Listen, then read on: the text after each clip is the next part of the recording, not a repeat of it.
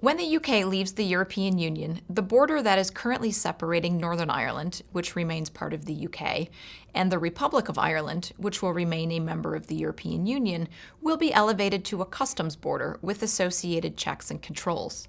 This will be practically challenging for the people that are living there, but more worryingly, it'll be psychologically devastating for those that live along the border, given the legacy of the Troubles in Northern Ireland. So leaders have been trying to find a way to manage the economic necessity of tracking the goods that cross the border with a desire not to place physical infrastructure on the border that could create these challenges. During former Prime Minister Theresa May's discussions with the European Union, they came up with the idea of a backstop. It said that if the UK and the EU were not able in the future to develop their relationship in such a way that managed the border, the backstop would ensure that all of the UK would remain in a customs union with the European Union, and that there would be additional regulatory provisions that would apply to Northern Ireland, especially on things like goods and agriculture.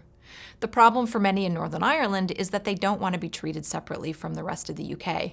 The problem for many hard Brexiteers is that they're afraid they could get trapped long-term into a backstop, which would prevent them from being able to negotiate agreements and trade deals with third countries.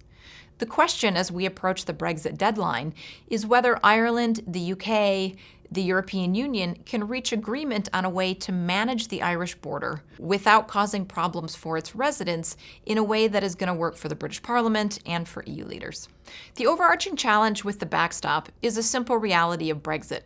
The more closely the UK is aligned to the EU in regulatory terms, the less friction there is on the Irish border and the less need for intrusive checks. The flip side of that is the harder it is going to be for the UK to be able to negotiate free trade agreements with countries like the United States.